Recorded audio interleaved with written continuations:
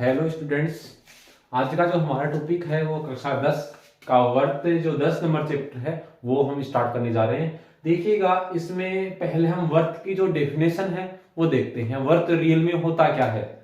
उसके बाद जो कुछ डेफिनेशन उनके बारे में हम चर्चा करेंगे।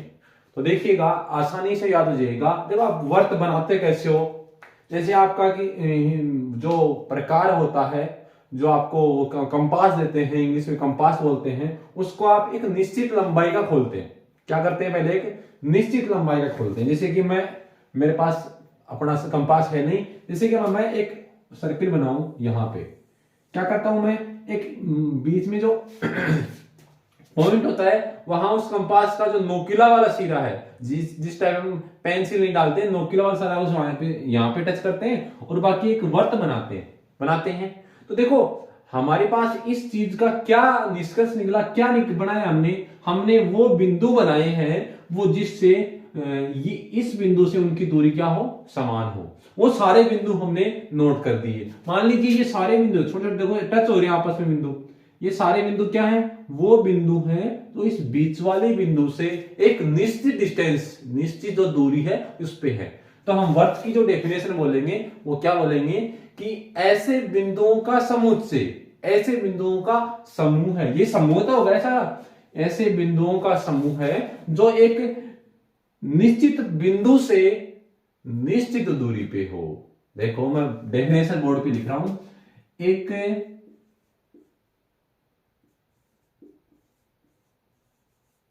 ऐसे बिंदुओं का समूह है। मैं दोबारा लिख रहा हूं उसको मिटा के, ऐसे बिंदुओं का समूह है, जैसे कि ऐसे या फिर वह समूह है जिसमें वे बिंदु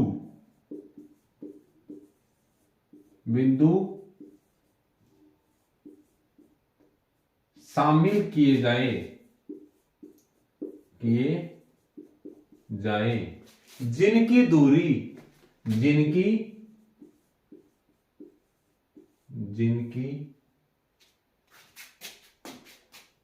जिनकी एक निश्चित बिंदु से दूरी, एक निश्चित सही करो इस निश्चित को, निश्चित ये मात्रा छोटी है इसमें, ठीक है। निश्चित बिंदु से दूरी समान हो। एक ऐसे बिंदु का समुच्चय जो एक निश्चित बिंदु से इनकी दूरी है वो क्या हो, समान हो। इन बिंदुओं को जो समुच्चय है वो क्या कहलाएगा, वर्त कहलाएगा। कुछ आया समझ में? मतलब ये एक समूह है, ये बिंदुओं का समूह है जो इस बीच वाला जो बिंदु निश्चित कर रखा है, इनसे क्या है, समान दूरी पे सारे बिंदु, ठीक है। वर्त की जो डेफिनेशन है वो कंप्लीट हुई। अब वर्त के कुछ पार्ट भी चलते हैं, जैसे कि प्रतिच्छेदन रेखा। वर्त की कोई रेखा प्रतिच्छेदन रेखा कब कहलाएगी वर्त पे, अप्रतिच्छेदन। जैसे कि मैं कोई ऐसे रेखा खींचूं, या फिर इस तरफ खींचूं, या फिर इस तरफ खींचूं, जो वर्त को न तो टच करे, टच मतलब स्पर्श करे, और न ही आर पार निकले, वो क्या कहलाएगी, अप्रतिच्छेदन रेखा। कुछ आ रहा समझे? मतलब प्रतिच्छेद मतलब आर पार निकलना, मतलब नहीं, मतलब वो न तो टच होगी वर्त के, नहीं आर पार निकलेगी। वो कौन सी रेखा होगी, अप्रतिच्छेदन रेखा। मैं यहां पे लिख रहा हूं, चलो इसका मैं नीचे इसको मिटा देता हूं क्या, चलो यहां पे देखो, मैं एक रेखा ये खींच रहा हूं, ये क्या है, ए बी रेखा है, ए बी कोई रेखा है, ठीक है। जो ए बी रेखा हो क्या होगी, अप्रतिच्छेदन रेखा। न तो वर्त के टच हो रही है, न ही उसके आर पार निकल रही है, तो क्या होगी वो, अप्रतिच्छेदन। दूसरी क्या है, छेदक रेखा। दूसरी क्या है, छेदक रेखा। अब देखो छेदक है, छेद निकालना, जैसे कि हमारे पास कोई वर्त एक बॉल टाइप में मानो, एक बार आप बॉल, वैसे होता नहीं है वर्त, आप बॉल टाइप में मानो। बॉल के जैसे आर पार में हम कोई धागा या सुई चुभोते हैं, आर पार निकालते हैं उसके, तो वो क्या होगी, एक छेद निकल गया। वैसे ही मैं इसके आर पार निकालू कोई, अब आर पार किधर से निकल सकता है, ये लो, ये लो, ये लो, इधर से भी हो सकता है, इधर से भी हो सकता है। ये सारी जो रेखाएं हैं वो क्या होंगी, छेदक रेखा, जो वर्त के आर पार जा रही है, वर्त के अंदर से होकर। ठीक है ना। तीसरी क्या है, स्पर्श रेखा। देखो अब पूरा टॉपिक स्पर्श रेखा पे चलेगा, तो हम देखिएगा स्पर्श रेखा क्या होती है इनको। अब देखो ये बाकी जो रेखाएं हैं आर पार निकल रही है, वो कौन सी होगी, छेदक रेखा। ठीक है। प्रतिच्छेद जो प्रतिच्छेद नहीं करेगी वो बिल्कुल अलग ही होगी, उनसे वर्त से और इससे कोई लेना देना ही नहीं है उससे। ठीक है ना। ये हमारे पास कौन सा टॉपिक हो गया, दो अप्रतिच्छेद और छेदक रेखा।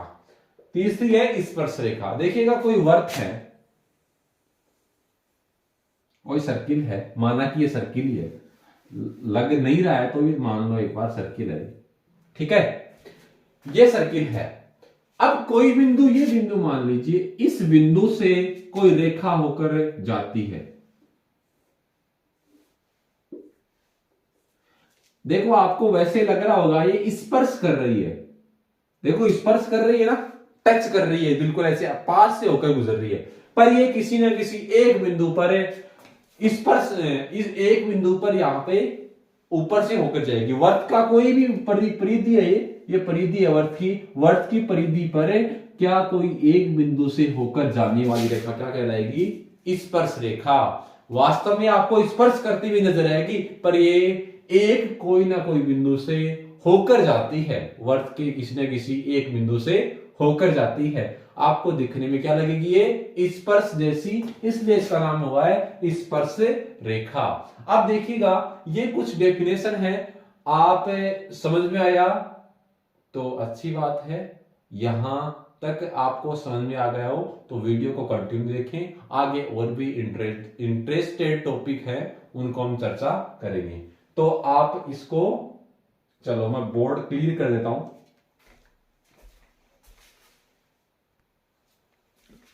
देखिएगा अब जो हम पढ़ेंगे वो थोड़ा सा डायग्राम से पढ़ेंगे। थ्योरेटिकल पार्ट जैसा होता है वैसा होता है, याद रख लेना चाहे उसको रट लेना, वो तो एक अलग बात है। अब जो हम वर्त देखते हैं, वर्त में क्या क्या होता है, क्या नहीं होता है, कैसे होता है, वो हम यहाँ पे डिस्कस कर रहे हैं।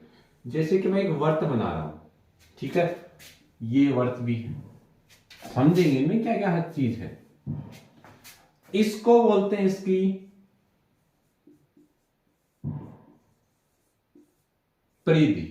वर्त की जो परिधि होती है वो बाहर वाली जो सर्किल होता है इसका, उसको बोलते हैं क्या, वर्त की परिधि। इसमें बीच में एक निश्चित पॉइंट होता है, निश्चित बिंदु होता है, उसको केंद्र बोलते हैं। क्या बोलते हैं, केंद्र। अब देखिए ये तो हुआ वर्त का एक नॉर्मल जो डायग्राम है वो हुआ। अब देखो अगर केंद्र है, ये केंद्र है, चलो ऐसी जिव्या देखो अंदर से जो होकर जाएगी, देखो मान ली ये है, ये है, ये है, ये क्या है, सारी जिह्वा। ठीक है, ये सारी क्या है, वर्त के अंदर से होकर जाने वाली, देखो आर पार निकल रही है, ठीक है, वो क्या कहलाएंगी, जिह्वा। अब देखो एक जीवा, सबसे बड़ी जीवा कौन सी होगी इनमें, जो वर्त के बीचों बीच से निकले, वही तो जो केंद्र से होकर निकले। तो ऐसी जिव्या जो वर्त के केंद्र से होकर निकलती है और वो वर्त की सबसे बड़ी जिव्या कहलाएगी, वो उसको क्या बोलेंगे आप, व्यास। क्या बोलेंगे, व्यास। व्यास क्या होता है, वर्त की सबसे लंबी जिव्या तथा वो वर्त के केंद्र से होकर गुजरती है, ये कोई लाएंगे, उसको उस जिव्या को बोलेंगे, एक पर्सनल नाम दे दिया उसका, व्यास। ठीक है। अब देखिएगा व्यास होता है, उसमें अगर हाफ कर दे, मतलब उसका हाफ कर दे एक साइड का, जितना हम कंपास खोलते हैं, जितना हम प्रकार खोलते हैं, उसको क्या बोलेंगे, उसको बोलेंगे त्रिज्या, रेडियस। क्या बोलेंगे उसको? त्रिज्या।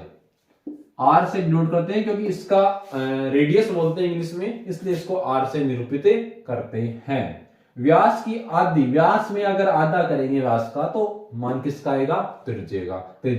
त्रिज्या क्या होती है? वर्त के परिधि तथा केंद्र के बीच की निश्चित दूरी, निश्चित होगी। अब चाहे यहां से नाप लो, चाहे यहां से, चाहे इस केंद्र के यहां से, यहां से क्या होगी? ये फिक्स होगी, जो कि क्या कहलाएगी? त्रिज्या कहलाएगी। ठीक है।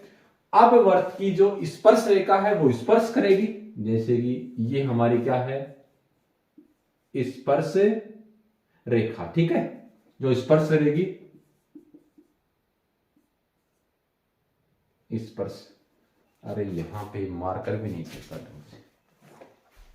ठीक है ना, जो स्पर्श टच करेगी वो स्पर्श रेखा है, और जो आर पार निकलेगी वो, उसको बोलेंगे जिह्वा या फिर प्रतिच्छेदक, छेदक रेखा। क्या? छेदक रेखा। ठीक है।